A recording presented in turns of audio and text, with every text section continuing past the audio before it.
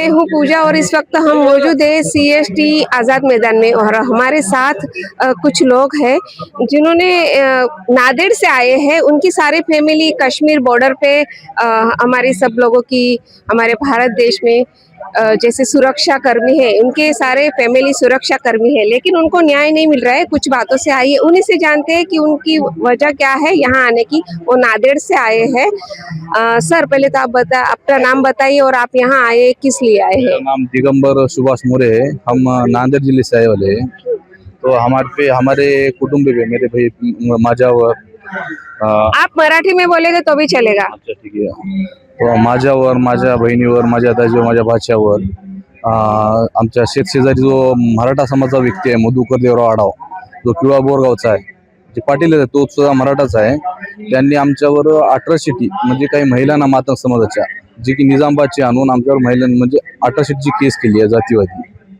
जातीवादी केस करण्याचं कारण एवढंच की आमची जमीन विकणा म्हणल्याच्या नंतर त्यांनी आमच्यावर अट्रॉसिटी केस केली. आम्ही मग केस केल्याच्या नंतर केस केल्याच्या अगोदर आम्ही निवेदन पोलीस स्टेशन ग्रामीणला दिलं, नांदेडला, त्याच्यानंतर डीएस साहेबाला दिलं, त्याच्या एसपी साहेबाला दिलो, आजी साहेबाला दिलो. मात्र आमची काही दखल घेतली नाही. मग दखल घेतली सुद्धा नाही. मग त्यांनी वारंवार आम्हाला टार्च केलं, मानसिक त्रास दिला भरपूर. मात्र आम्ही वेळोवेळी तक्रार दिल्या, मात्र आमची काही तक्रार घेतली नाही. मग त्यांनी आम्हाला जमीन द्या, म्हणजे कशी आहे आमची रोडच्या लगत आहे, थोडी दर्शनी भागाची आहे जमीन सांगायचं म्हणजे. आणि त्यांची त्याला आहे आणि आमची आम्हाला आहे. आमची मोजण्या झाल्या, सर्व झालं. आता ते काय म्हणतात आम्हाला जमीन विकणा म्हणल्यामुळं मग बाहेरची महिला आणली आणि त्या महिलाला म्हणजे मातक समाजाची आहे, त्या महिलांना आणून आमच्या सर्व कुटुंबावर अट्रॉसिटीची केस केली जातीवादी. त्या महिलाचा आमचा काहीच संबंध नाही. आम्ही त्या महिलाला बघितल्या पण नाही मुळात सांगायचं म्हणजे. आणि ती निजामाबादची आहे. आम्ही एसपी साहेबाला सांगितलं, आयजी साहेबाला सांगितलं मी जाऊन.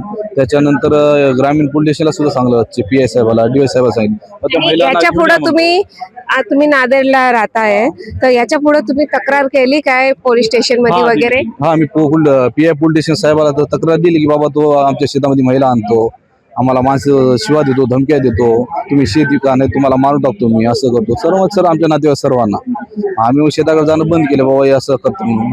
मग वारंवार आमच्या नातेवाईकाला सांगायचं त्याला जमीन विकायला लावा, नाही तर मी त्याच्यावर अट्रॉसिटी करतो. आता आमची रोडला आहे, थोडं चांगल्या ठिकाणी आहे, त्याला त्याचा डोळा आहे त्या जमिनीवर. मग विनाकारण कोणतीही कारण सांगायचं, मोजण्या करा, हे करा, ते करा. आणि आमची गेल्या 10-15 वर्षापासून ती जमीन आहे, ती आमच्या बहिणीच्या नावानं काय, आमच्या आईच्या नावानं आहे. 2001ला घेतली आमच्या वडिलांनी. आणि नंतर काही जमीन आमच्या भाऊ बंधून घेतली आहे. देशात तो मिलिटरीमध्ये आहे आणि तो आता सध्याला जम्मू काश्मीरला आहे कार्यरत. आणि माझी मिसेस पण पोलीसमध्ये आहे. आता आम्ही सर्व रितसर दिल्या कायदेशीर, मी पण लिगली आहे, म्हणजे माझं पण लॉ झालेला आहे. आम्ही वारंवार लिखू देऊ सुद्धा आमची काही दखल घेतली नाही. आमची एवढीच विनंती आहे की बाबा हे जे आमच्यावर अट्रॉसिटी झाली आहे त्या महिलांना बोलवा, आम्हालाही पुढे बसवा. खरोखर आम्ही अन्याय केला तर आम्हाला तिथेच काय शिक्षा द्या, गोळ्या घाला आम्हाला. मात्र आम्ही त्या जातीवादी करणारी माणसं नाही. आम्ही सुद्धा महात्मा फुले बाबासाहेबाला, शिवाजी महाराज सर्वांना मानणारी माणसं आम्ही जातीवाद कधी केलेलं नाही आणि करणार पण नाही मुळात सांगायचं. म्हणजे हे तुमच्या बरोबर जे सगळे आहे ते जाती कुठल्या जातीचे, वेगळ्या जातीचे काय? आता ती जी आहे ते मातंग समाजाची, ती बाहेर राज्यातली, तिचा आमचा काही संबंध नाही. ती काय शेतशेजारी नाही, कोणी नाही.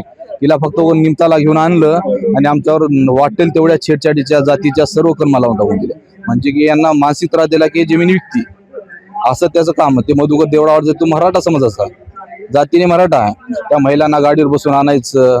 मग तो अशा पद्धतीने प्रकार करून आमच्यावर केला ना. आता अजून म्हणतो जर शेतात आल्या तुम्ही तर अजून तुमच्यावर अट्रॉसिटीची गुन्हे दाखल करतो. आम्ही वारंवार पीएस साहेबांकडे जाऊन सांगितलं, मात्र याच्या पुढे तुम्ही साहेबांकडे गेले तुमच्या नांदेडला, मग तुमची तक्रार कोणी नोंद नाही घेतली काय त्यांची? फक्त आमचा अर्ज घ्यायचं, हो म्हणायचं, जागेवर याचं तुमचं सगळं खरं आहे म्हणायचं, हो म्हणायचं, नाही यायचं नाही काय. मग आम्ही आयजी साहेब, शहाजी उमाप साहेब, आयजी नांदेडला, तिथे पण उपोषण आयजी साहेबांना सुद्धा सांगितले फोनवर, त्यांना लिखी दिली की बाबा जाय मुख्यावर जा, यांना त्रासवाल्याच्या सगळ्या गोष्टी आहेत बाबा, तिथे काही तिथे जाता येणार समजून सांगा, त्यांच्यावर कारवाई करा, त्यांना पाबंद करा. तर सांगितले सर्व, काही करत आहे नाही. तर मग त्याच्यामुळे आता आम्ही त्यानंतर चिचोळकर साहेबांनी तिथे API साहेब आहेत, त्यांना सुद्धा तपास दिला नाईक साहेबाला. ते आज उद्या मला तापच आली, मला असंच वाटायला, मला तसंच झालंय म्हणून मला कारण दाखवत राहिले. मग गेल्या 18 तारखेला मी बसलो होतो गेल्या महिन्यामध्ये, काहीच आमची कारवाई केली नाही. आता तो शेतामध्ये रस्ता बंद केलाय, महिला आणत आहे, असा म्हणजे दबड ठेवलाय, पाठी लावलाय त्याचे. तुम्ही येऊन तर बघा, म्हणजे असे काही गुंडप्रवृत्ती लोक घेऊन झालाय. मग आम्ही आता जावं कसं? मग त्यामुळे आम्ही कटाळून आता इथं आम्ही माननीय मुंबईला या आणि माननीय पोलीस महासंचालक साहेबाला मी निवेदन दिलं आहे आणि मान्य मुख्यमंत्री साहेबाला सुद्धा दिली आणि गृहमंत्री साहेबाला आणि बावनकुळे साहेबाला पण दिला आहे की बाबा आम्हाला न्याय द्या. न्याय देत नसता आम्ही इथेच बसू, आम्ही न्याय जोपर्यंत भेटणार तोपर्यंत आम्ही इथेच होणार, शेवटी आम्ही आत्मदहन करू, आम्हाला न्याय भेटणार नाही. आणि आम्ही जर आत्मदहन केला आणि आमची जिम्मेदारी सर्व जे पोलीस प्रशासन आणि तो मधुकर देवळा असेल हे मी त्यांना सांगतो सर्व. म्हणजे तुमच्या सोबत तुमची फॅमिली सुद्धा आली आहे? हा, म्हणजे माझी बहीण सुद्धा आली आहे, माझी आई सुद्धा आली आहे. आहेत बाजूला दवाखान्यात नेलं आईला, थोडं बीपी शुगर असल्यामुळं. आम्ही निवेदन आमची एवढीच विनंती आहे माननीय SP साहेबांनी स्वतः त्यांना महिलांना बोलवावं, जे महिलांनी केस केली तिला विचारावं बाबा तुला कोण सांगितलं काय नाही. खरोखर आम्ही बसल्यात आम्हाला तिथं गोळ्या घाला. मात्र आम्ही तुम्हाला सांगतो त्या महिलाचा आमचा काही संबंध नाही. ती महिला कुठली ते आम्हाला काय माहित नाही. त्या महिलाला म्हणजे निजामाबादचे FR आहे तसं तिला घेऊन आणलं आणि ह्या केस करण्याचा मूळ मुद्दा म्हणजे आमची जमीन विकली. आमच्या लगत आहे शेजारी त्याची त्याला 100 गुंठे आमच्या आम्हाला 30 गुंठे आहे. मात्र पुरट कंपाऊंड केले. माझी एवढीच विनंती आहे साहेबाला जाय मोक्यावर यावं, पाहणी करावं, आमची खरोखर आमची सत्यता पाहावं, डॉक्युमेंट पाहावं सर्व आणि आम्हाला जाय न्याय द्यावा. आमचा जे रस्ता अडवला तर रस्ता मोकळा करावा. जे आमच्या शेतामध्ये काही असं मोठं कंटेनर ठेवले डब्याचं ते कंटेनर काढावं, जे पाठी रोईल ती पाठी काढावं आणि जे आमच्यावर गुन्हे दाखल घेते मागे घेण्यात यावं. सर्व चौकशी करावं साहेबांनी, ही SP आमची विनंती आहे.